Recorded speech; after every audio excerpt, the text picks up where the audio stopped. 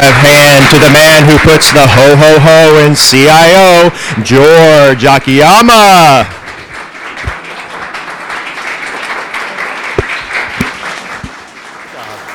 All right. Now, I got to tell you, I love the energy in these meetings. I love just getting everybody together. We do this every quarter, and it's our opportunity to get together, share information, make sure everybody knows what's going on. It's also an opportunity to have a little fun, right? Kind of entertain you. I'll tell you, today's show is really going to blow your mind. I say that seriously. We've got a couple of really exciting things on today's agenda. Are you dancing? I am. No, I don't. I want people to stay, Marcy, right? So if I start dancing, they'll go. And since I'm an 80s kid, it'll be breakdancing, just so you know. But this is also the time of year where we talk about friends and family. We often get together with them, and we get the chance to reminisce with them. And I look at all of you guys as the Caltrans IT family. We spend so many hours at work, right? I mean, I've gotten close to many of you, and I got to tell you, I look at you all as kind of my extended family. So I appreciate all of your efforts. I appreciate everything that you do. And I think today you're going to get to see some really interesting other members of the Caltrans IT family. In fact, we're going to extend this, and we're going to talk about transportation and the transportation family. So my special guest today is Marcy Capote. Marcy, welcome. Good morning. Good morning. Now, just out of show of hands, how many of you guys know Marcy or have met Marcy? Or a few of you? Oh, wow. How many of you guys know about Marcy's role in agency? All right, even less. Who can tell me what transportation agency does? All right. There are a lot of demands. All right, let's hear it. Transportation agency oversees the CTC and also oversees Caltrans to make sure that we're doing things in the right way, and talks to the big wigs up there in the governor's office, whether it's the Congress and Assemblymen or the governor himself, about funding and BCPs and all the different type of budgetary items that we have on the table and how much we're going to get that year, and whether we're doing the right appropriate things with our funds, whether we're completing our projects. Basically, their whole entire job is oversight of our group and then lobbying for getting us more. Well, fantastic. That's very good. All right. Way to take that risk and step out. I love it. So thank you. Marcy, I think agency definitely does that, but you do so much more as well. Absolutely. Thanks for that. Yes, agency does all of that, but part of agency is also CHP, DMV, Office of Traffic Safety, and all transportation departments within state. And what we do is, what agency does is policy and anything that has to do with transportation, safety, air pollution within California, within state. So we coordinate with the governor, with legislatures, and we move the policies and all initiatives forward. So, and my role as Agency Chief Information Officer is to oversee all IT within all the departments, CHP, DMV, Caltrans, all of them, and make sure they follow state policy, SAM, SIM, any IT policy that comes out of CDT. I also wear ISO hat, which is I'm not very good at it, so I kind of defer to our ISO here and also DMV's ISO. They kind of fill in for me. I know a little bit about security, not a whole lot, so I'm not educated like your ISO here. So we work with a lot of different departments, CDT for sure, Department of Finance, Governor's Office, to make sure that everything is met, all policies are met, and we are kind of practicing by best practices and everything else. And when you hear agency, when I used to be in your shoes, which I have been, I've done most of your jobs. I grew up in IT. When you hear agency, it's kind of scary and you don't really want to deal with them. But I want to change your perspective. We are there to enable you to do your job. I'm there to help you. If you have a BCP, I'm there to help you move it forward. So don't look at us as the scary agency. Look at us as people that will help you move your initiatives forward. And we have a no surprise policy. If there is anything wrong, any security issue, any computer outage, anything, we need to know first. Because if it's out there in the media, we would hate to hear it from the media, so we can't really protect you, we can't defend you, we can't do anything about it. But if we know first, then we can put in the best scenario, we can come up with the right answers to help you get over that hurdle. And I would say, Marcy, you're very responsive, because we did have a potential security issue when you were traveling abroad. I was in Kabul with With margarita in my hand. You know? And so I know you and Carl and I were all exchanging emails, and I appreciate your responsiveness, you know, even when you're not in the office. No, that's my job. I'm 24/7. I hate to not know and then after a vacation, come into a disaster. So when something like that happens, I need to make sure Cal OES knows, my boss knows, Secretary Kelly knows, CDT knows. So I need to make sure all entities know what's going on, so there's no surprise anywhere. Well, thank you for all your great work. And you talked about the BCPs. I got to tell you, as we talked about the BCPs throughout the last cycle, you know, I often talked about we're on the 2-yard line. Oh, we've backed up to the 10-yard line. Oh, we're on the 2-yard line. The really agency is the one who carried the ball across the goal line. I mean, we were stuck, and with really Department of Finance and CDT, and thanks to you jumping in, and certainly Secretary Kelly jumping in, we're able to get that funding so we can do the hardware refresh, so we can build our security program.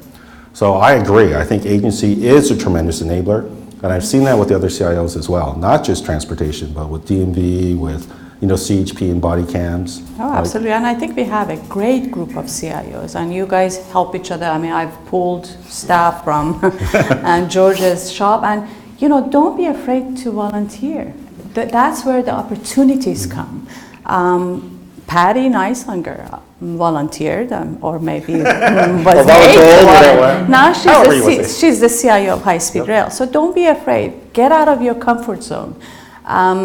We are all people like you. I used to do programming. I built servers from scratch. I actually put motherboards together. I put chips on. I wired buildings. I've done most of your jobs. I was exchange administrator.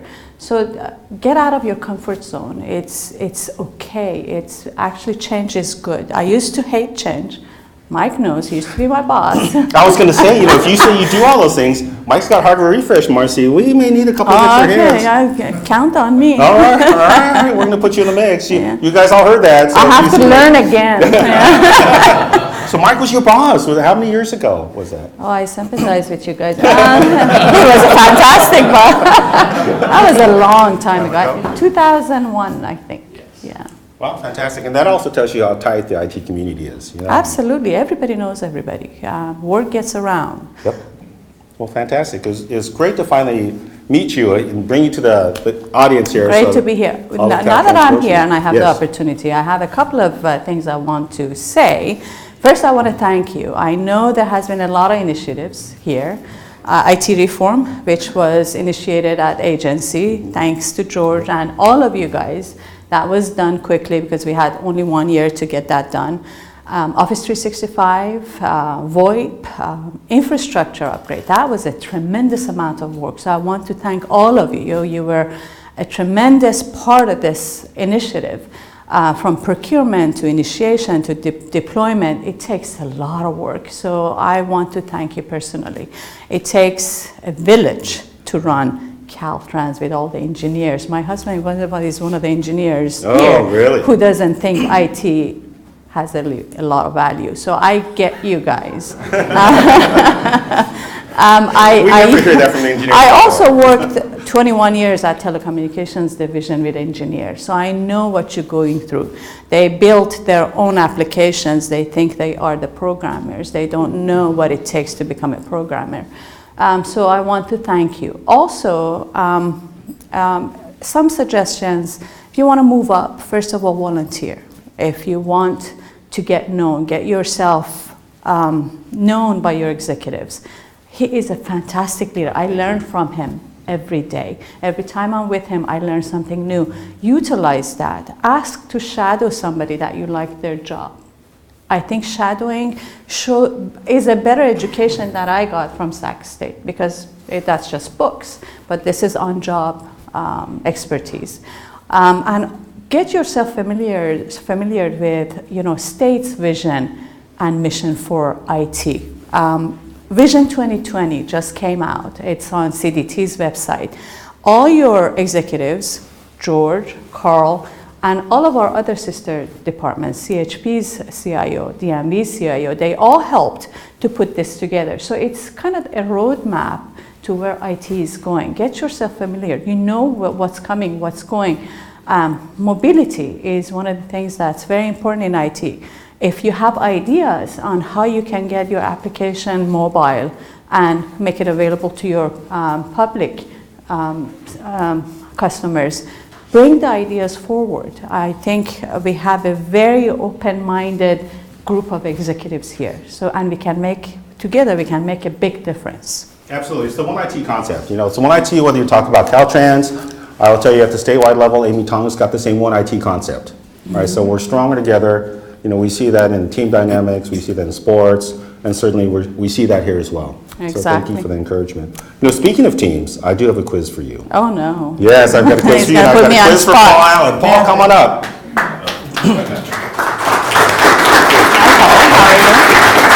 All right. You know, in keeping with the season, because it is football season, you know, we've got football and we've got football. So I'm going to try to be good. You have to have Marcy's accent to say football. Football? I don't have that. No, I'm trying. I've got to really elongate that. I got to work on that. And just to start off with some trivia, it's going to be American football versus football. And American football is originally known in England as start-stop rugby with padding. So obviously it doesn't play well on TV. You see the commercial for watching Sunday's big start-stop rugby with padding game starts this Sunday, or Monday night start-stop rugby with padding. So it got changed to American football. But basically I'm going to ask you guys, I'm going to start the quiz, and I'm going to ask you to show your paddles, either American football or football. Are you ready? You guys, are you sweating? Are you tough? All right. Yeah, ask someone who has never played sport. You've never played any sport? I've never played any sport. But your son plays. My son plays football. Football. Okay. Soccer. All right, very good. And my daughter is a boxer. Really? Yes. That's amazing. So, our daughter a boxer, are you good? We'll talk later. Now, Paul, your kids too, I think they play football. Both my girls are 6 and 8 years respectively recreational soccer. Fantastic. So yeah, I've attended my share of practices and soccer games. So All right, and it's been fun. Stay patient on the sideline? I do. I'm not one of those parents. Really? That, All right. We have a video of Paul. No. yeah. All right, that's good. Never say never. I'm sure all the coaches appreciate that. Yeah. All right, first quiz. Are you ready? Goal! I gotta know that. My son is a goalkeeper. Yeah. Oh, all right. Yeah. So do you hear that often when your son's goal? Hopefully not. But I've had a couple of heart attacks. Oh, have you really? Hopefully not. All right. The Radio Romania sports commentator, Ile Dobra, yelled goal for guess how many seconds? Any guesses? 45. 45's close. 35 seconds. 35 seconds he yelled goal. According to the World Record Academy, that's the longest with a single breath. Now, Paul, I understand you watch. Yes, sir. How long can you do goal for? Goal!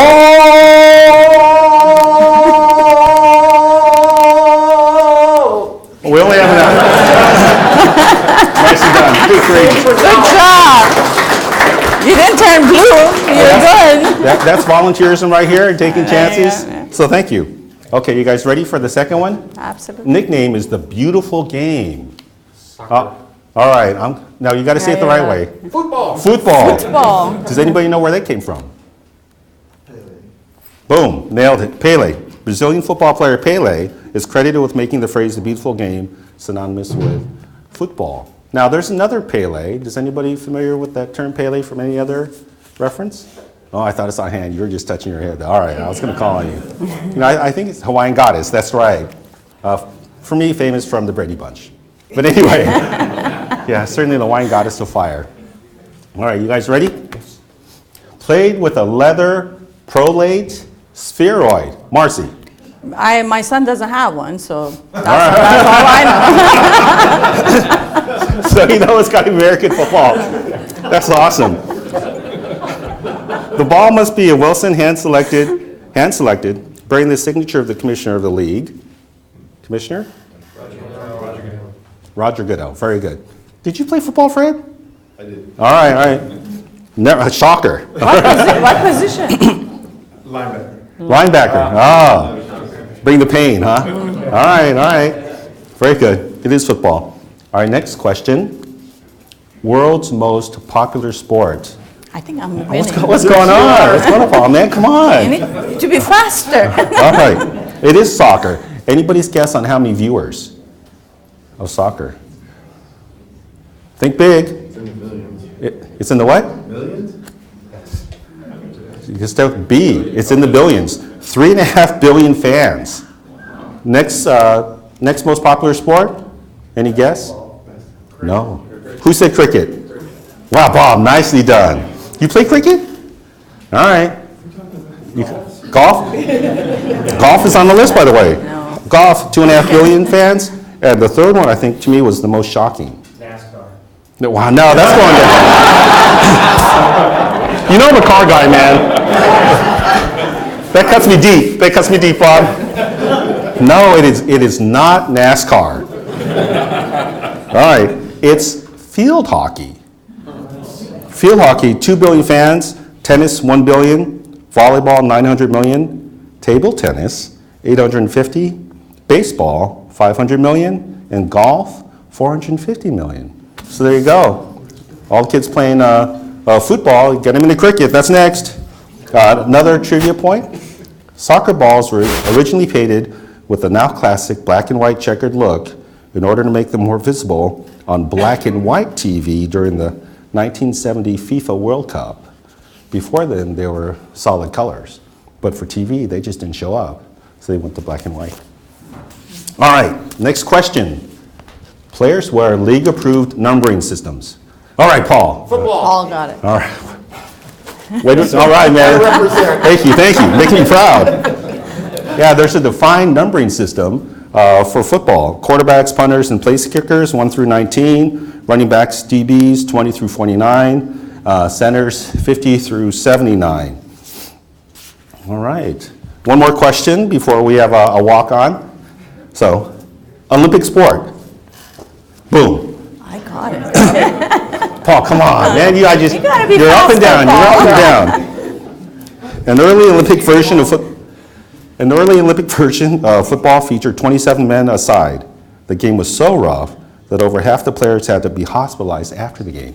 Can you imagine 54 players on a team on one side? It'd be crazy. A lot of collisions. It is a lot of collisions. You know, we're going to take a short break here. I talked earlier about the Caltrans family, and I also said that, this quarterly all staff is going to blow your mind. So this is my first opportunity to blow your mind.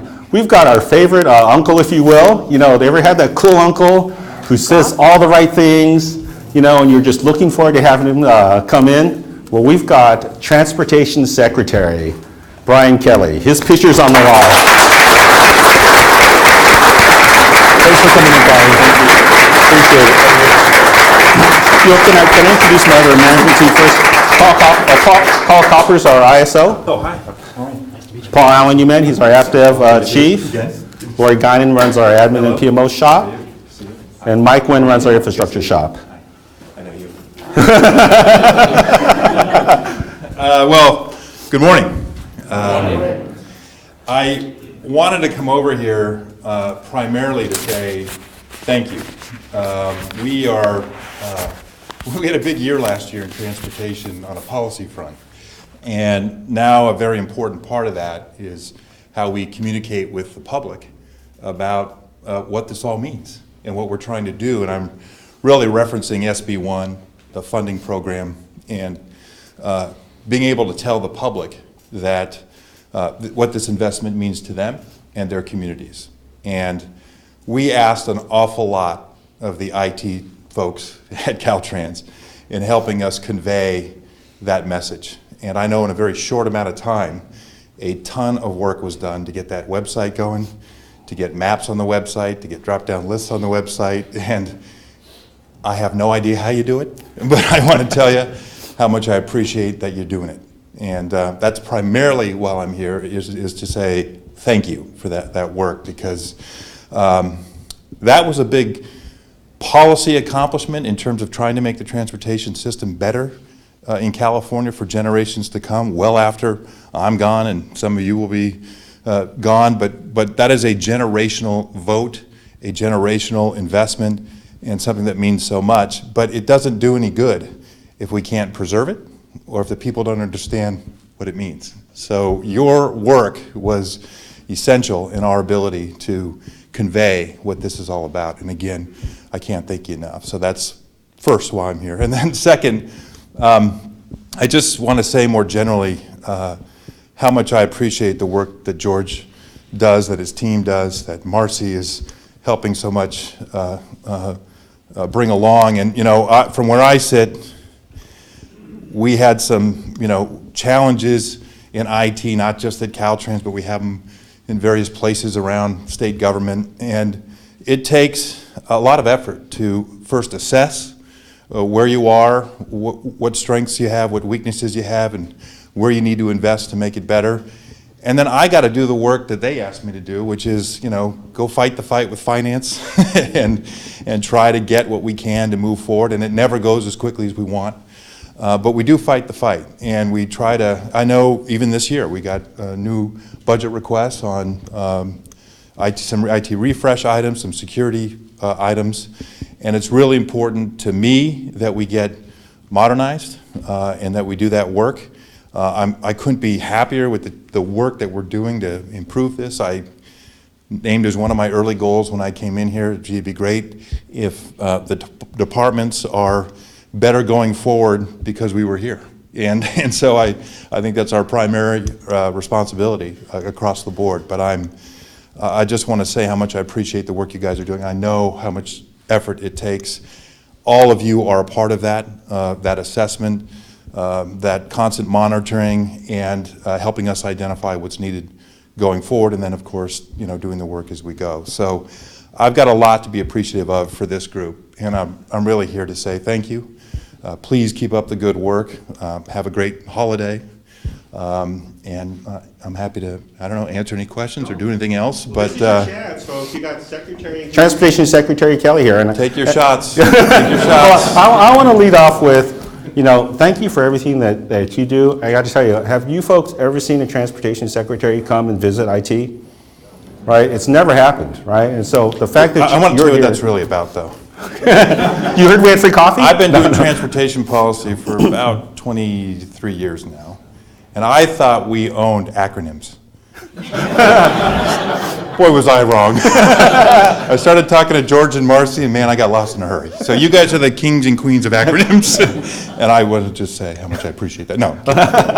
Well, thank you. I mean, the BCPs would not have happened. We're stuck, right, without your support and involvement, and certainly the CMS project reform. So IT would not be where we're at without your support, and I really Keep it going, right? From the deepest of my heart, I thank you, Mr. Thank Kelly. you. So any questions? Come on, it's your chance. Take your shot. Let's go. Oh, you guys aren't shy when you come to me. Don't make me call I on don't you. know the answer. I'm going to look to Marcy. All right, I'm going to start calling Fred. I know you got a question. I'm going to put you on the spot. Nobody? We're good? Everything's great? All right. Bill, you've always got a question. Anything about transportation? Do you want TAMS? You're kind of helping with the TAMS project? I am. How about this? Any question at all? Transportation, not, doesn't matter. Bring it on. Favorite football team? Favorite color, favorite football Football team. All right, it's football season. You got. I am a devoted Oakland Raider fan. Oh. Really? It's been a slightly disappointing run this year. We got a shot. The division's weak. Keep hope alive. Well, it's certainly better than what the Niners are doing this year. So you're ahead of that. I wasn't going to go there. This isn't as easy as the sport, but Yes. as far as, you know, we're hearing a lot about SB1, obviously. Yes. And the repeal Yes. possibility. Yes. What are your thoughts on that? Again, I want to emphasize why the work you do is so important, because here's how I see it. There may be on the ballot a question to repeal SB1. What I want the public to know is what will be lost if that happens. And so part of that work we're all doing to convey, this is what it means, this is where the money is going. Here, you know, they may get to make that call, but that's democracy. So I think it's unfortunate we're going through this. I do think it's wildly a political exercise. I wrote an op-ed recently where I noted that we are one of 26 states since 2013 that have increased the gas tax for transportation because the federal government's not doing it. So, and those are red states and blue states, and so, at some point, if you don't invest for 30 years, a day of reckoning comes. And so we have to make the investments. In my view, the gas tax or those kinds of user fees are the appropriate way to do it. Again, other states are doing it. I just read an article yesterday that we're now up to 7 states just in 2017, and most of them, again, are not blue in terms of the political divide. But so it's important. What was really important to me, again, is that if that question is before the voters, they have a very clear understanding that, yes, if we do this, we won't be funding these things. And I want them to know what these things are. So again, the work you all do is really important on that. The California Transportation Commission in early spring, they're going to be awarding projects for grants that are coming in for parts of the SB1 funding, and I think that's really important that we get that done. Whether or not this qualifies, we have to be able to tell the voters, this is where the money will go. If you don't want it to go and you want to stop it, that's your call. But you should at least know where it's going to go if it prevails. Thank you. Yeah. Tom, did you have a question? Did I see your hand Yeah, up? I was just wondering what are some of the big things going on in our sister, brother Agencies? organizations? Yeah, well, you probably have read or heard a lot about some of them, but the DMV, I'm primarily focused on the continuation of the rulemaking on autonomous vehicles, which under current law, the DMV is tasked with laying out not just a process for manufacturers to test autonomous vehicles with drivers in the car, but also now move to testing autonomous vehicles on public roads without a driver in the car, and ultimately how those get deployed. California's been really in the forefront of this. We have on the order of 43 manufacturers now licensed to test on our roads. They've got several hundred vehicles on the road and hundreds of drivers qualified to do the test.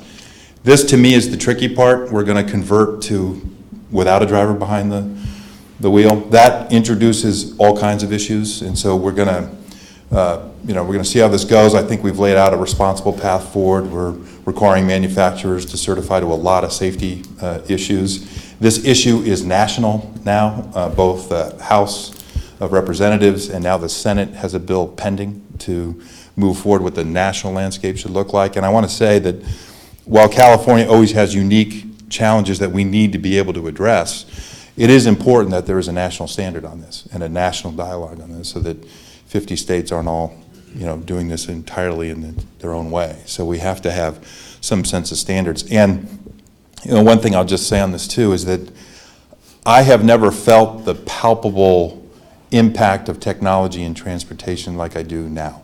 One of the other things we're working on, of course, is moving forward on a high-speed system, a high-speed rail system that includes, getting away from diesel emissions and moving to an all-electric high-speed train in California. But there's that. It's autonomous vehicles are on the horizon. Lyft and Uber are a new concept.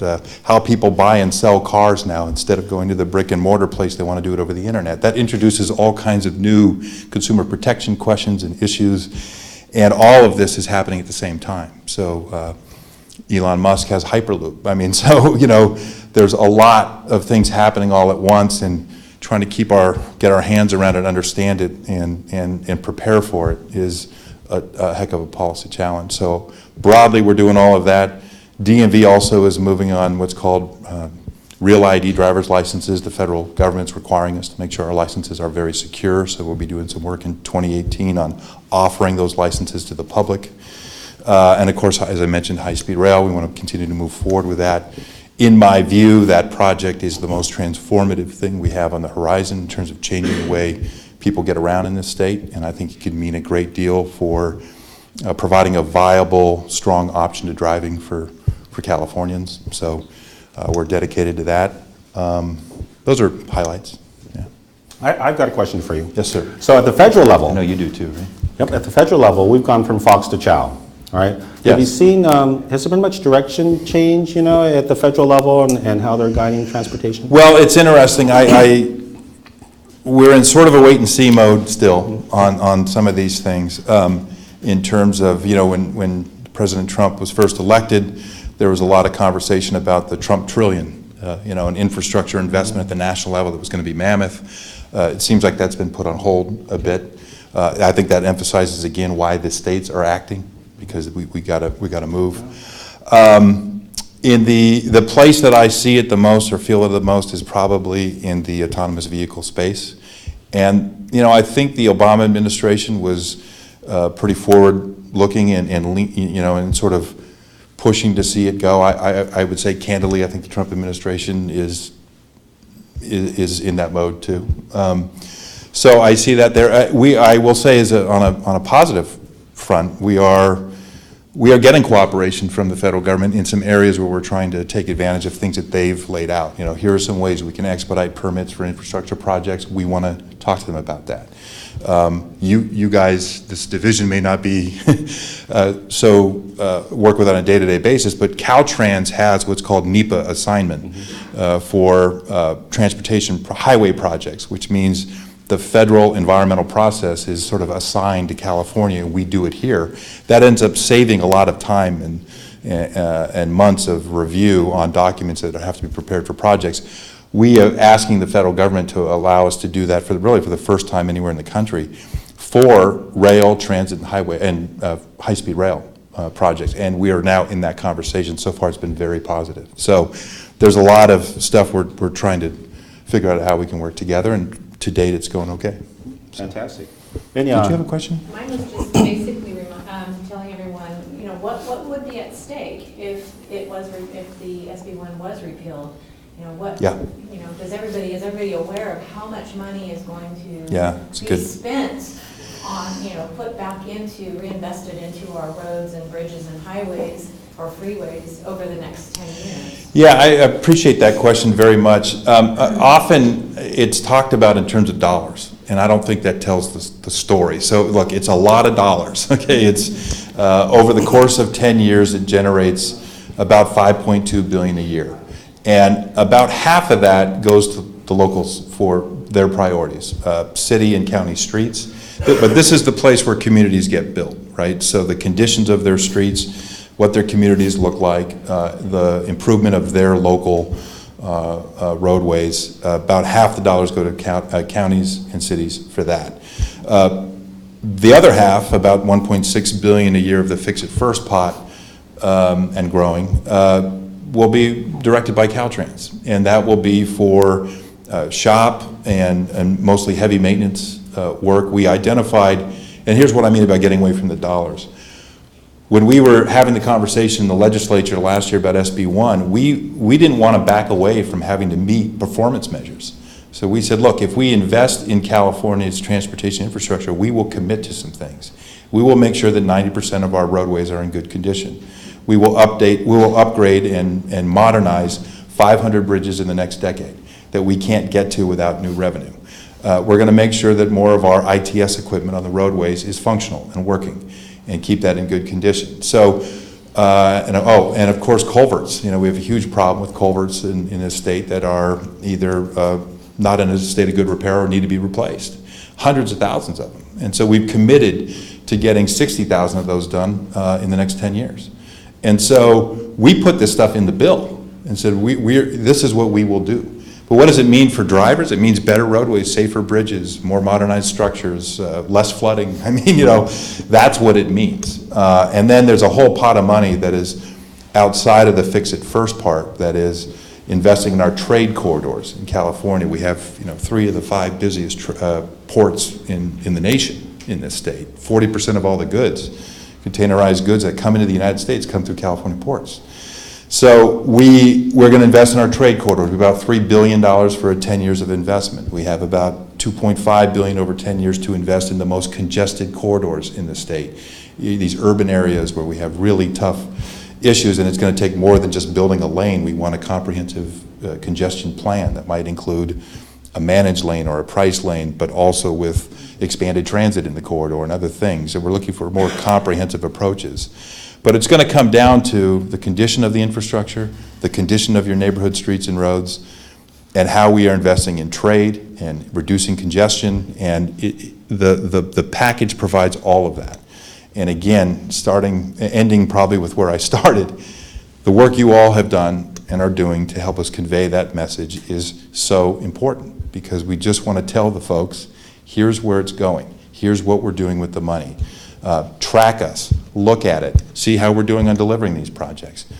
Watch us, you know, that you're your government, you know, so we want to put it out there and just be real clear on where it is. And again, the work you guys have all done in that has been very helpful, and I can't tell you how much I appreciate it. So, anything else? Yes, sir. One last question, maybe? I got two. Oh, you can only ask the first one. Sure. Where's the next leg of the high-speed rail going to go out to complete, you know, San Francisco, LA, Sacramento, LA to Vegas? Is it going to go north towards Oregon, or are we going to go to Reno?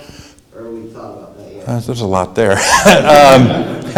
You know, let me first say that the challenge with the project has always been that we don't have full funding, right? So we having to build this in phases. In 2016, we put out a business plan that said, look, given the revenue we have between bond dollars, federal money, and cap and trade dollars, our first operating segment, we want to connect Central Valley to the Silicon Valley and start with that first. We have to continue to make investments in all of phase one. So we will continue to make investments in the San Francisco to San Jose corridor and probably all the way to Gilroy. And we will continue to make investments in the Southern California, Burbank to Anaheim corridor. So I think you're going to see concurrent investments. I think your first operating segment will be Central Valley, and Central Valley ultimately to the Bay Area. So I think that's what you'll see first. And part of that was candidly dictated by constraints on federal money we got, where we had to spend it. And so that's where it will start. Beyond that, phase two includes these extensions, like you mentioned, going up to Sacramento through the Central Valley from the Merced-Stockton area, or sorry, Merced-Madera area, and then heading up to Sacramento. South, we want to connect LA, San Diego as part of the phase two.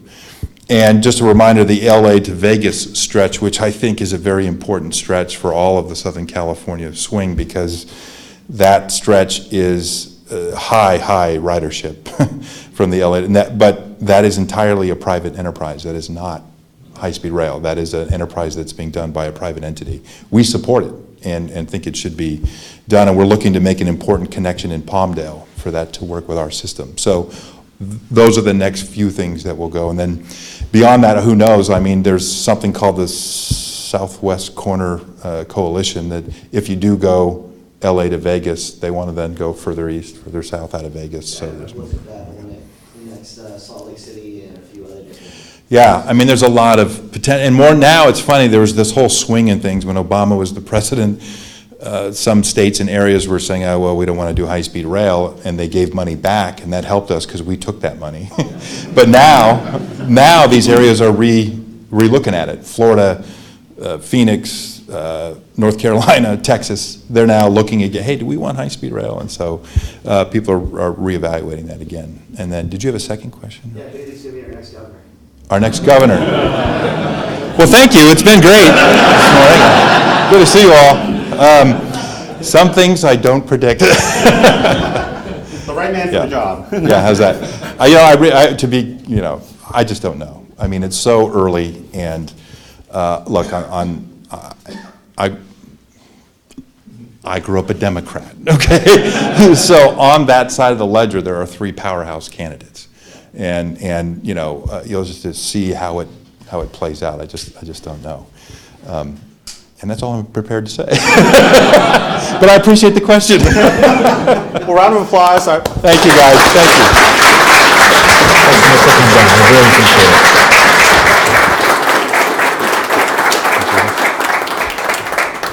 it. Wow, what a halftime show. You know, I guys told you today would blow your mind, right? So here we are taking the football versus football quiz, and we get the transportation secretary. Unbelievable.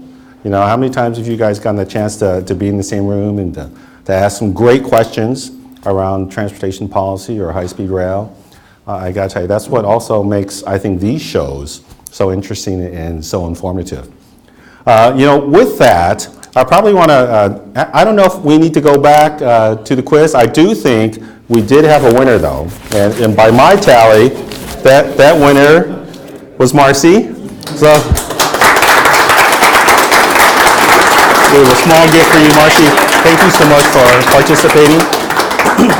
And Paul, thanks for being a valuable opponent and a strong opponent, and I really appreciate your goal speech, so that was very well done. You know, we also take this time, you know, oftentimes we're in the districts and you'll see a great video around, you know, what's the day in the life of the district and what do the district folks do. It occurred to me this time, there's a whole group of folks that you never see kind of on this end of the camera, but they really make the other end of the camera really sing. And so that's our AV crew. Can you guys come up? Let's chat a little bit with them about what they do.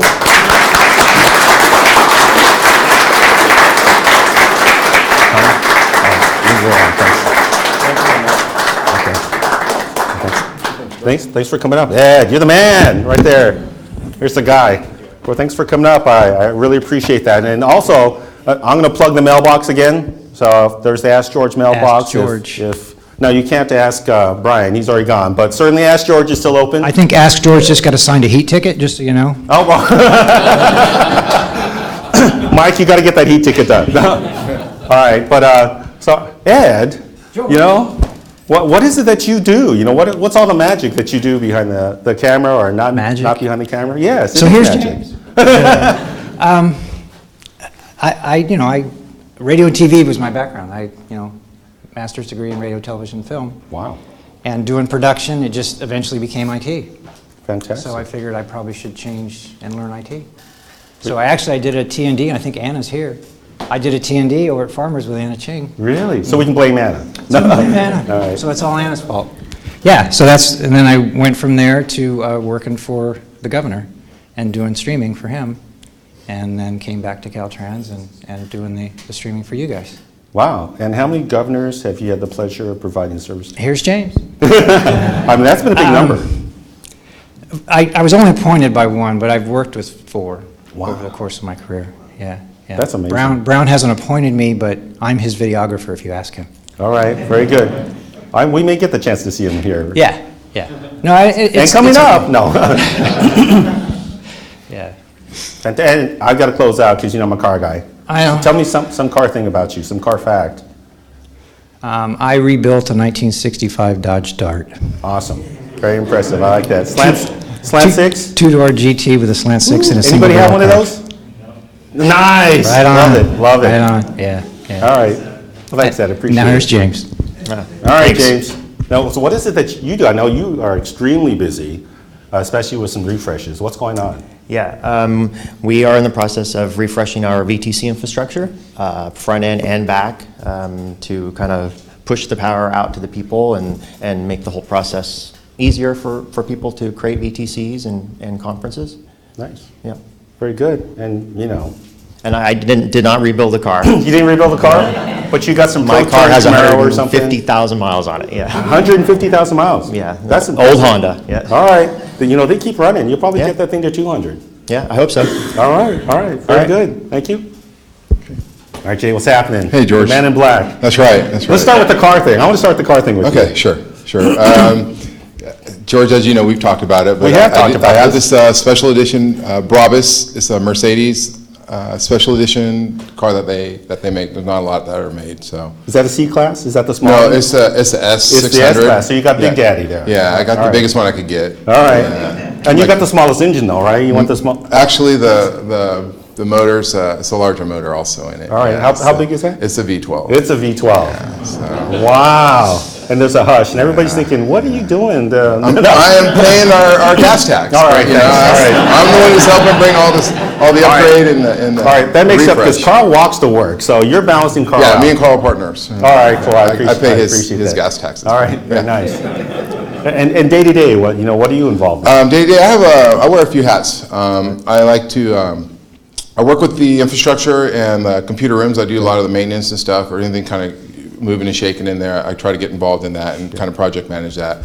Lately, the last few years, I was able to come over and help the VTC group out and work with Ed and James. I help Ed on some of his shots sometimes, and James on with the servers and stuff like that. And I'm working with this VTC rollout that we're also doing, where I'm more of the front end of it, where I'm going to be bringing these new VTC units out to the districts, building them out there for them, training the folks, and then letting them loose with it. And yeah, so it's going to be really exciting. There's a lot of changes that are coming. It's going to be, like James was saying, it's going to be power to the people. They're going to be able to do more and rely less on the VTC group itself. Awesome. And it's such a huge tool, right, for an organization that's distributed as Caltrans. Absolutely, yeah. It saves us so much money. all the time. You know, I remember back when we would have to fly. The managers would have to fly around, and they'd all go to the Secretary of State for a big managers meeting and stuff before this. You know, and this is kind of where it started. You know, cool.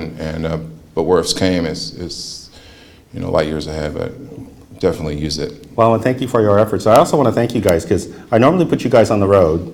And I normally put you on the road on a holiday. So out of the last quarterly meetings, how many holidays have you guys had to travel on? The Monday holidays? Yeah, the Monday holidays. Everyone except one. Everyone except one. You guys are on the it was backing up, trying to get down the road, get us set up in the next district. And I both apologize, and I thank you for that effort. So thank you. It's okay.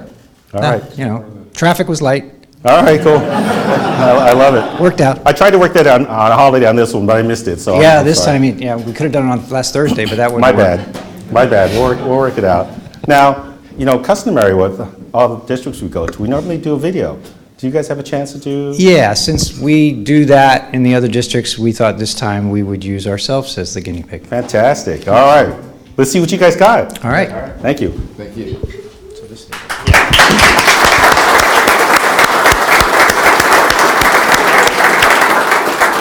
All right. I think that gives us a little airtime, while they queue up that video. And so I got to ask you guys, how do you guys like that halftime show with BK, with Secretary Kelly? Are you guys impressed by him?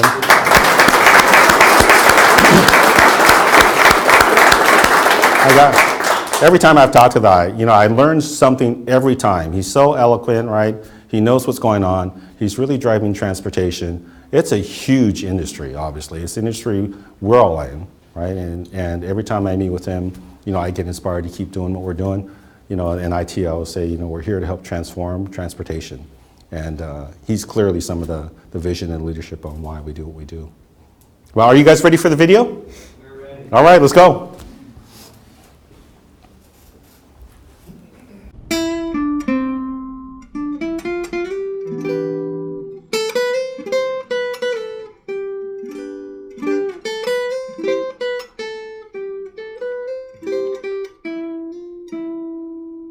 Twas the night before all staff, and all through IT, not an employee was stirring, save for James, Jay, Charisse, and me.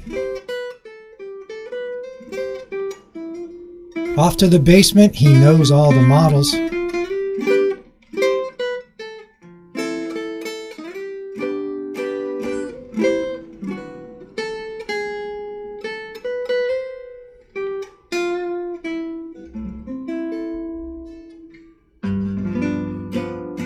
Better keep up. James doesn't dawdle. From the electrical closet, there arose such a clatter. He's certain to fix it. Jay knows what's the matter.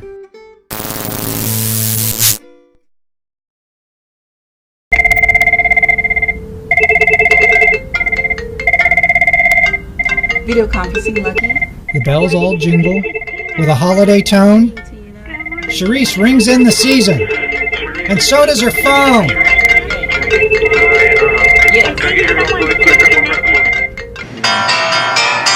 And then in a twinkling, I hear the governor's whistle. So across the street I race, like the down of a thistle.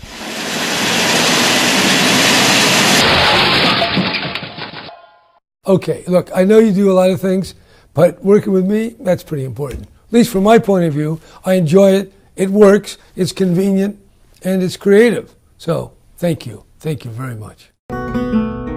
As we wrap up this year and prepare...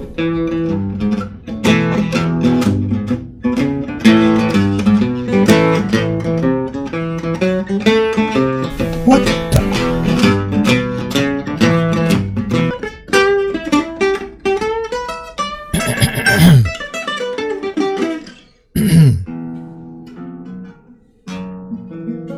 As we wrap up this year and prepare for the next, we leave you with this heartfelt text.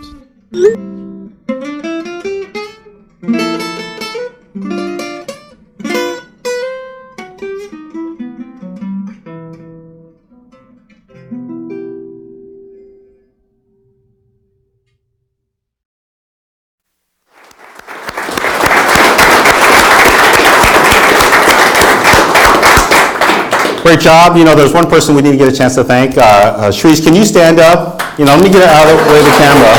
Stand up. Thank you very much. You're also part of, you know, the crew that keeps everything moving here, and you're a long timer. So I appreciate, you know, I know as I first came in, right, you took the time and to help me know a little bit more about Caltrans, and you've had a long and very fruitful career, and I want to thank everything that you've done for us. So thank you very much. All right.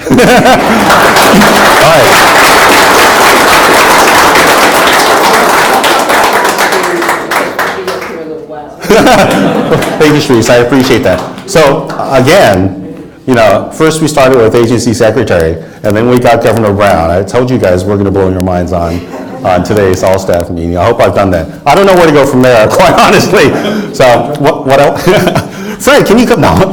So well, I think at this time, what I want to do is I want to invite up the division chiefs to start talking about kind of what's happening in their organizations, so we keep informed. We're going to start with you, Carl. Carl, now you walk to work, huh? I do walk How long is that walk to work? It's about a 10-minute walk. It's a 10-minute walk. Yeah. If I could throw a rock far enough, I could probably hit the building. Wow, and we're talking about maybe looking at that 14th Street facility too, right? So if anything happens there, I could hit it with a rock. You could hit it with a rock, all right. Well, you know, the facilities folks won't appreciate that, so I'll ask you not to do that. But I will ask you to tell us a little bit about what's going on in your division. Yeah, happy to do that. Boy, what a tough act to follow, the governor, the secretary. So if we go to the next slide, I have just 4 things I wanted to cover quickly with my short time here. And I'll start off with the Cybersecurity Awareness Month in review. So October was Cybersecurity Awareness Month. As hopefully you all know, we put up our little red signs about don't share your password. And then we sent out an email to all the managers at SOUP saying we are going to send out the following email. Don't click on it. 20% of the people clicked on it. Then a half of those people went on to type in their username and password. So it's pretty easy to break into the Caltrans network right now. That's all I need to break in over VPN, right? It's account and password. All I have to do is ask, and 1 in 10 people will just hand me their credentials. So that's not a good place to be. The red line here is the phishing failure rate, and by district or area, and then the yellow line, we wanted to see if it correlated with the people who didn't take our training, our cybersecurity awareness training. There is a statistically significant correlation here. I'll save you the math, but it does point to we need to do more training, more awareness work. Next slide, please. So there are 12 foundational cybersecurity domains that the California Department of Technology tells us we should be working with. And I'll have to talk even faster than I'm talking to even go through these in the hour that I'm now going to lecture on the top. Just kidding. It's a long, difficult road to bring your cybersecurity hygiene up to where it should be, is the message here by putting up this complex graphic. We've broken it out into 3 waves based on some Department of Military and Homeland Security assessments. Yellow is already funded, as you heard George and Kelly and Marcy, Secretary Kelly mention. We got the BCP funding, and there are 11 projects out of those, the yellow area. Blue, we're asking for another essentially $8 million, so it's about $1 million per circle for Caltrans to cover those. And then red is future years out. And just I can't talk about all 11 in this brief amount of time, but just to quickly highlight a few of the more impactful ones. We are in the process of rolling out multi-factor authentication for that problem I just described. If you sign on remotely, the 5,000 people who do that, you'll be getting one of these. This is a YubiKey, and you will have to have this as a second factor when you authenticate to log into our network. They're funded, they're purchased, and we're rolling them out in January. The Other thing I wanted to mention was for the firewalls for the TMCs, and this is also part of the hardware refresh that Mike will be talking about in more detail. We are going across districts, and I have to look at my notes, 2 through 7, 10, and 11. We will be replacing the firewalls at the TMCs across those districts as part of this work. Next slide, please. So, oh, I'm sorry. We left the wheel. Department of Military Reviews in 2015, before I got here, there were cybersecurity reviews for districts 8, 11, and 12, and we've looked at those, and that's what helped drive some of the roadmap conversation. Any day now, we're going to get the debrief on our cybersecurity assessment that was just done for districts 1, 2, 4, and 10. And I'm expecting that we're going to be told a lot of things that we already know that we're working on, and I'm sure there'll be some interesting things in there as well. Finally, last but not least, certainly, I wanted to introduce new staff. So part of the funding that we got for the BCP, also it came with positions. We got 6 new positions, and we started with our new DPM3. And let me introduce to you real quick Beverly Page, who comes to us from Community Services and Development, and we're thrilled to have her here to help run our security program. So if you could just introduce yourself real quick for us. Hi, thank you for having me. I've been in the IT world for about 15 years now. Security was about the last 3.5 years with my prior department. I am very honored to take on this role and work with Carl and the team on all these projects. So if I'm walking around and I have tennis shoes on and my hair is still in a hat or there's a braid, just remind me to go to the bathroom and clean up, because that's how my days are going. I just keep moving. So I'm really blessed to be here, and I'm really thankful. And the team that we have and the team that we're growing is phenomenal. So I look forward to working with you all, and I think that's it.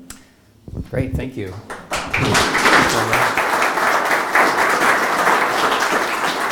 Yeah, I think we had interviews scheduled your first day. You were doing interviews.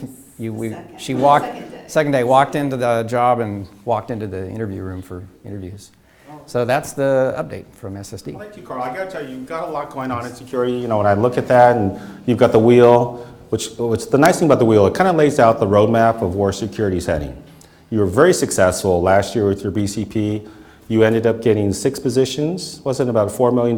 It was the biggest security BCP that was approved in the state. All right, so that's what we're building this program. You've got the plan for year 2, and we're way ahead, I think, for the year 2 BCP. We're already through Department of Finance, we're through CDT. Now we've got to hit the legislature.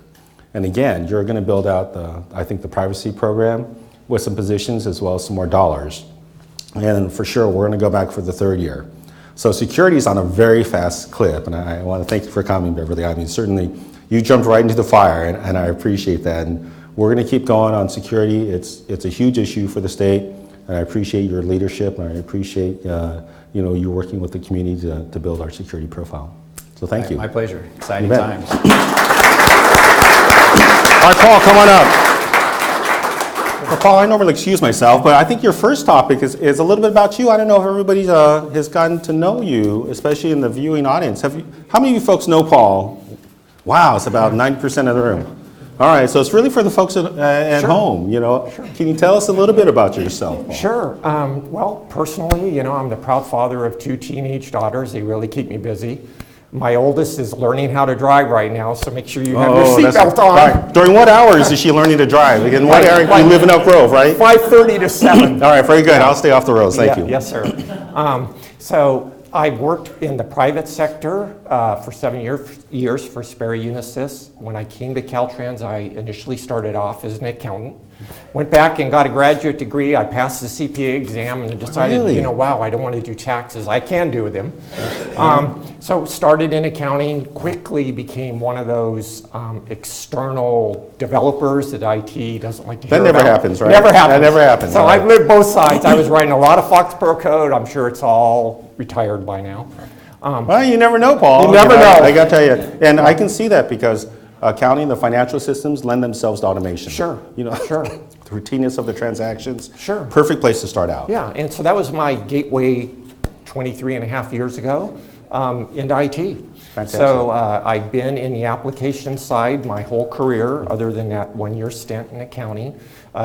I also moonlighted as a DBA. I'm a certified Oracle DBA. Are you really? I Wow, am, I'm learning so yeah. many things about you. All right. Yeah. Very good. Ala, are you out there? Can you? Yeah, he is. But I'm a fossil now. You know, that was Oracle 8i. So Oh, I just I clarify 112C that. now, right? Right, in case I get demoted, I don't want to go there. So, you know, have seen different waves of technology here. You know, went to client server, went to the web, went to mobile. Now we're about to embark on you know, the next phase. I know you and I talked about Scrum and Agile. And Sure, I yeah. appreciate where you're heading with that. Yeah, you know, we're making some changes, and that's one thing I really appreciate this opportunity, just to keep driving the progress forward, moving the ball. All right. You know, Well, using that analogy. can you tell us where else you're moving the ball? If you, Sure. So there's two efforts that I wanted to discuss. The first one is our Enterprise BI Roadmap effort. And that effort is about 16 months old, and it started out with 4 focus groups. And the goal is to create a roadmap to implement BI at the enterprise level at Caltrans. So our focus groups were Steve Takagawa, major sponsor, his maintenance and operations area, his 3 divisions, equipment, traffic ops, maintenance. We also added, Carlos Sutliff is a sponsor. George, of course, is a key sponsor. He's got skin in the game. Don't want to neglect that. Coco Brazino came in for DRISI, her HPMS system, and we also added DPAC materials management. So we started off, we did educational sessions, just to educate people on what BI can bring to the department and what BI is. So we had more technical sessions, and we also had an executive session that I think were very well attended. Got a lot of good feedback on that. We did an as-is assessment. Again, you know, the vision is these were good focus groups, and we could take what we learned from these areas and extrapolate it department-wide. We then went to a future state and a gap analysis. We completed a gap analysis in October. We are right now working on finalizing a draft BI roadmap. So I understand I'm going to talk faster. So we hope to have that done in December. We're going to present a draft of that to our steering committee. We have that meeting scheduled. We'll wrap the project up in January, February with findings, a presentation set of findings. So that's been a really exciting, fun project. I've learned a tremendous amount. That's one area I've never really worked in. I'm sure I can hack around with various tools back in the day, but really a good project. What we learned out of that real quickly is data governance is really important. The exciting thing is we have a chief data officer, Chad Baker, a GIS data officer, his title. He's using our deliverables. So this is not just shelfware already. We haven't even finished the project. Project management is on board. They're working closely with Chad. They have a Cumers data mart. They realize they have data governance quality issues as well. So it's exciting to see the deliverables already being used by the program areas. The next thing I want to talk about, just in the interest here of speed, is we have a new initiative starting, which is fostered by AB 434, which is ADA compliance. And basically what that says is by July 2019, we have to have our internet site ADA compliant and certified. So it's quite challenging. First off, what does ADA compliance mean? That means that we need accessible technology systems. What does accessible mean? That means that employees and public people with disabilities can have comparable access to the information that is presented.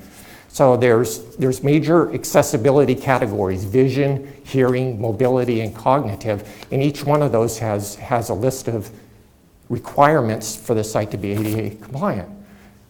Department-wide, we're looking at 2.8 million HTML pages, forms, documents that need to be assessed sitting out there on our internet site. So we are kicking off a project effort. We're going to be meeting with George for this, agreeing on a strategy to start accomplishing this remediation effort.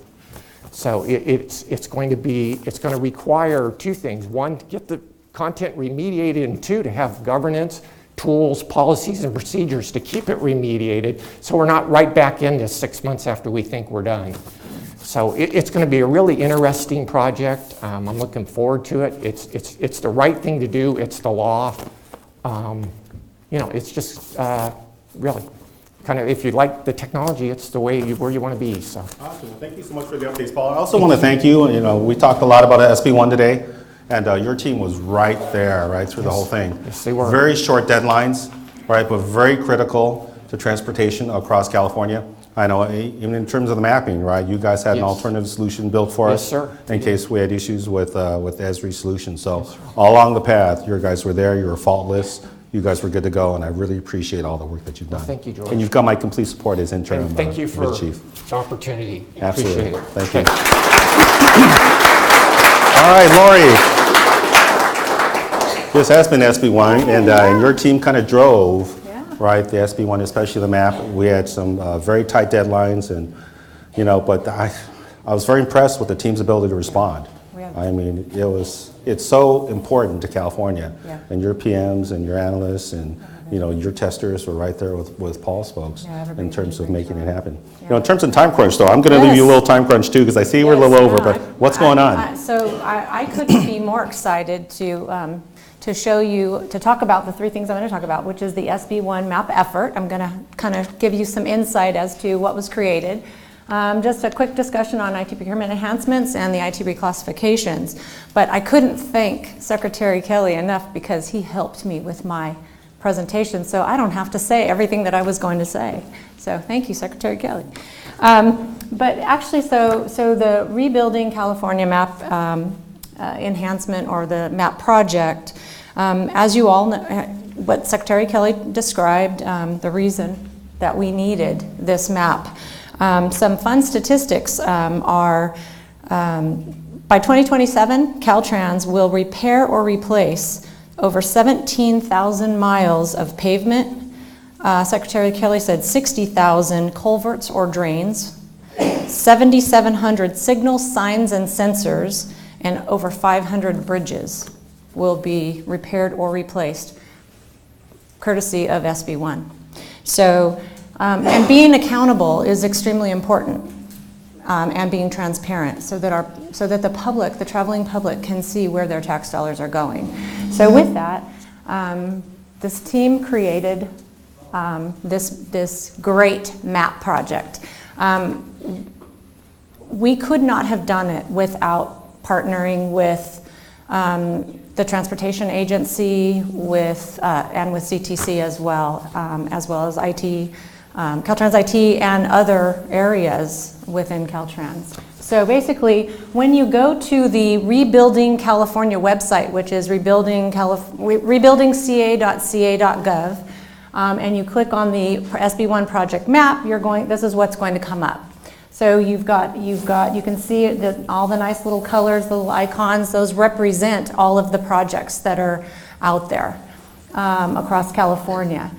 We have a nice little filter widget that was built so that you can look to see, if you want to just look at state projects, if you want to look at the cities and county projects, so you can filter them. And then we also have our nice little legend that talks about, the colors and what they represent. So let's go to the next slide. So with this slide, what we've done is we've selected state projects. So you notice that some of the colors have disappeared from the map. And so what you're seeing now are the state projects, the ATP shop projects. And if you were to click on any one of these little icons, for example, the green here represents pavement replacement. So if you were to click on it, you would receive a pop-up that gives you information on that specific project. So next slide, please. And on this one, we're filtering by city and county, which would be the local streets and roads projects. And you can see how the filter widget changed the way that they're displayed on the map. And the same thing goes. You can click on any one of the icon, the little diamonds, and it will give you information on the projects in those areas. So next slide, please. we've done here is we've selected the city and the county projects, but now we're going to go in and we're going to fill in to look to see by assembly district. So we picked Assembly District 63, and so what you can see is that it zooms the map in to the areas in which are represented in Assembly District 63. So, and then you can also see on the filter, on the widget, you can actually download a project list and get a CSV file. Is my map not working? You can get a CSV file of all of the projects in that area. So in this particular one, they've clicked on the city of Maywood. And you can see there are 3 projects, and it tells you the project names. And then you can actually click it, you can download, click the download project list, and you get a CSV file with the information regarding those projects. So, you know, it's been made very simple. It's simple for, you know, Mr. or Mrs. Joe or Jane public to go out and take a look, see what's happening in their areas, see where their SB1 dollars are going. And then as the project continues, there will be updates as to project statuses and such. So, but I want to thank everybody. I know it's been said over and over. We had such a great team of individuals that came together and made this happen in a very short period of time. So thank you, thank you, thank you. Okay, so some information on the IT procurement enhancement. So recent audit findings had recommended that we separate the IT procurement and IT certification processes. So we have done that. IT certification now falls under the IT project management side of the house. But it was also recommended and requested by many of the districts to have the IT procurement processing that would be local to each of the IT shops out in the districts, go back to the districts instead of having to have it all done up in headquarters. So it's coming back to the districts. We're working on a project plan right now. We will be planning on, probably within the next month or so, contacting the districts to start training the liaisons on the new procurement process. So, and we anticipate that it will expedite some of the procurement processing, and it will also allow the districts to track their own procurement acquisitions. So that'll be something really nice. And then as far as the IT reclassification plan, that's where it modernizes outdated IT classifications. Well, here we are in December, and it's supposed to go to vote at SPB, but it's not on the December calendar. So we are delayed. It's being delayed again another month or so. So we'll see if it shows up on the calendar next month. And but for now, we're still at status quo. So. All right. Thank you so much for all those updates. Thank you. All right, Mike, come on out, man. I don't have to tell you we're already 11:15. I know you don't like to run long on schedule either. I don't. Thank you. So I'll let you go. All right, so real fast. Well, in the interest of time, we're going to stay on this slide and not have to move into all the details. So first, what I'd like to do is introduce a very new, valuable management team member that we just stole from CDT. So John, would you please step up?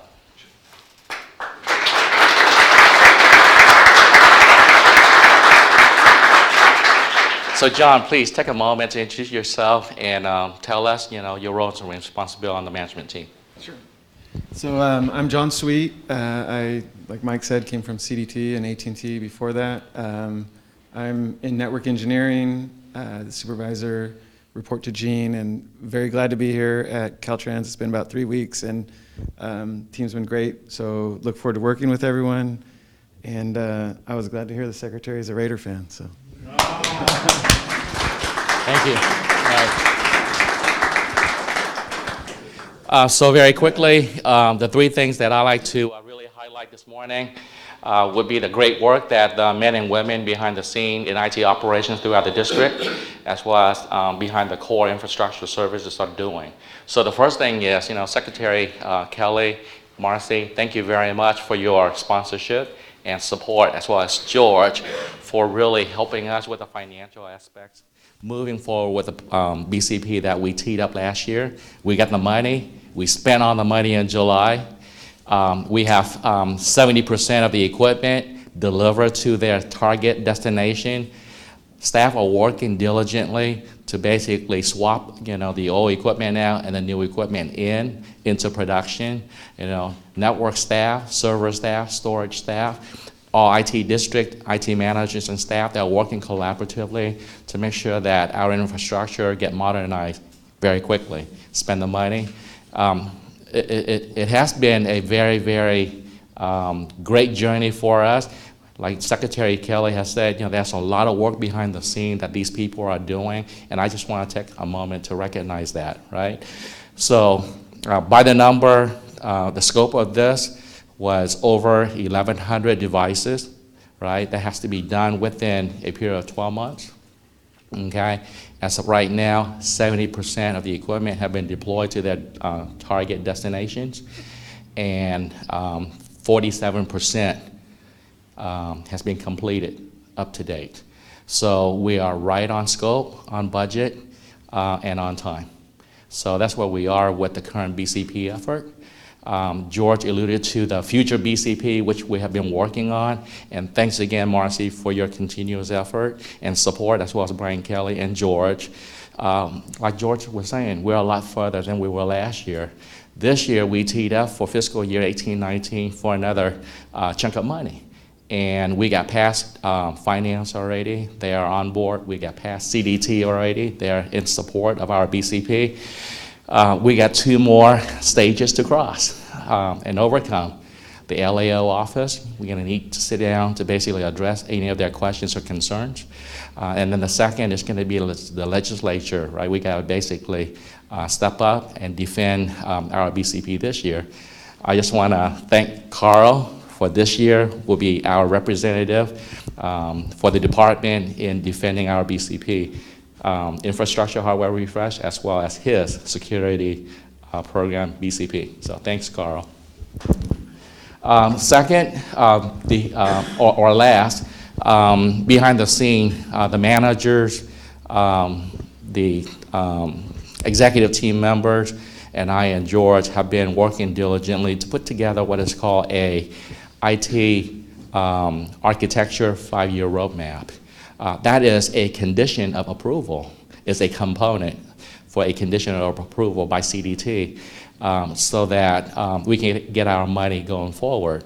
And I just want to touch on some of the key things that are highlighted in this, on this roadmap so that you can relate to, what are we doing in terms of our 3 operating principles: standardize, modernize, and simplify. In terms of standardization, and we are in alignment with the business strategic goals and objectives. We establish hardware and software standards in the department.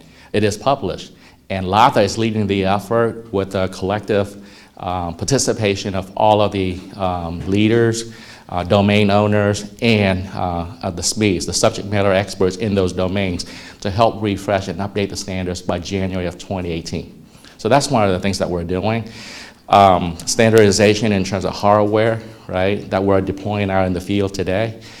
Getting the TMC equipment standardized so that they can operate, right, interoperate seamlessly for supportability, scalability, as well as supporting the security program that we are putting together, giving security visibility so that they can defend and protect the environment that we operate in, right? We talked about AV, right? Autonomous vehicles.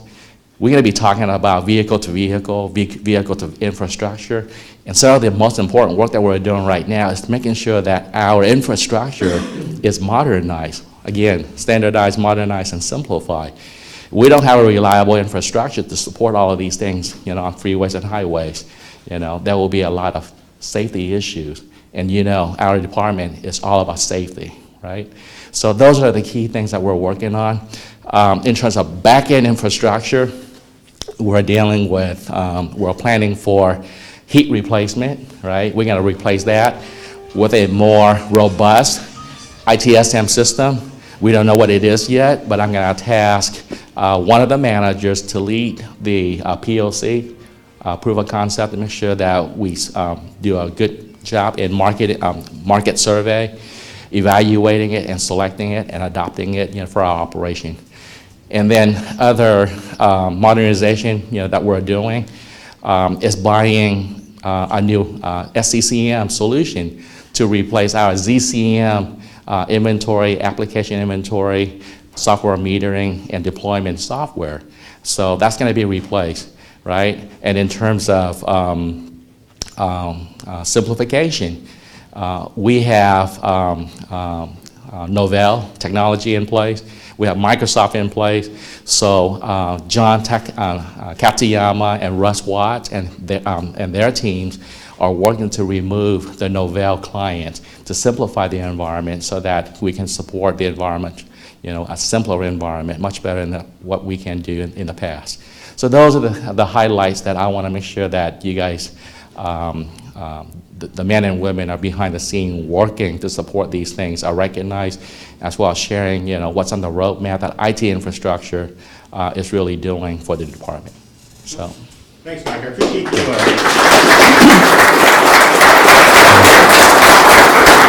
I want to say I appreciate you doing that on the quick too. I know your team's doing a lot of work with the hardware refresh and the VoIP and MDM and everything else, and I know you're very proud of the work that you do. So next time, let's put you up first on the agenda, right, to make sure you got the time to explain what you're doing. You bet, you bet. We did get some Q&A ahead of time, and I want to see if we can go quickly through some of those questions, and then maybe have a couple of minutes to take some questions locally. Now, Lori, did you have some that you think we can answer pretty easily?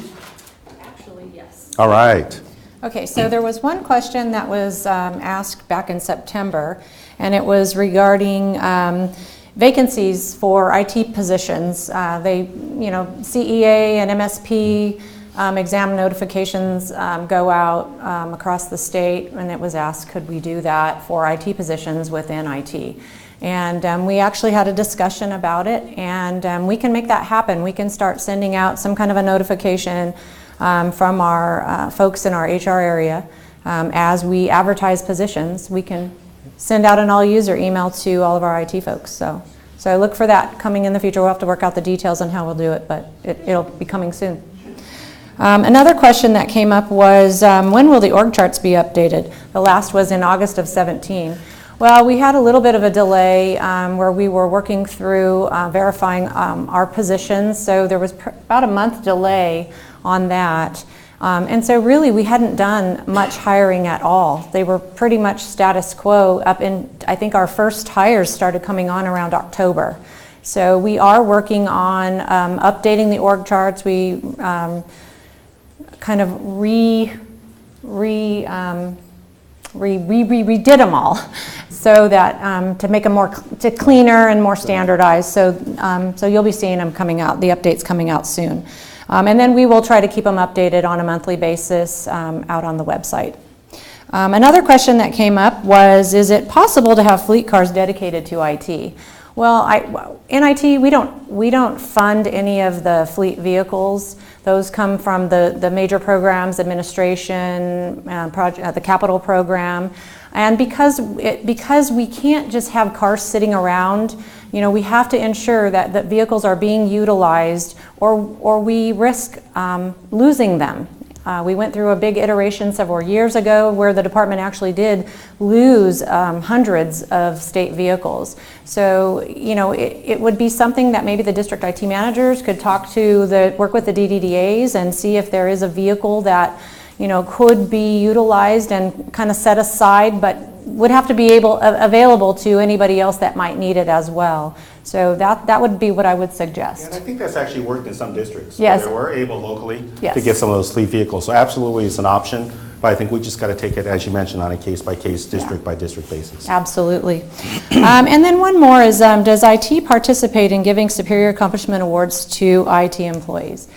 And the answer is yes, we will be. One of the things that we have been discussing as a management team is we are going to implement the awards program throughout IT. So we're hoping that sometime in the spring we will have our first awards ceremony. So look forward to a process, an email coming out on how to nominate and how it will all work. So that's coming soon. You know, Lori, did we do one of those recently? Was there an award that we're working on? Yes, we are actually working on an award as we speak. Okay, very good. So we will be giving out our very first award, but there will be multiple awards that will be up for grabs coming up, like I said, towards the spring. Very good, thank you.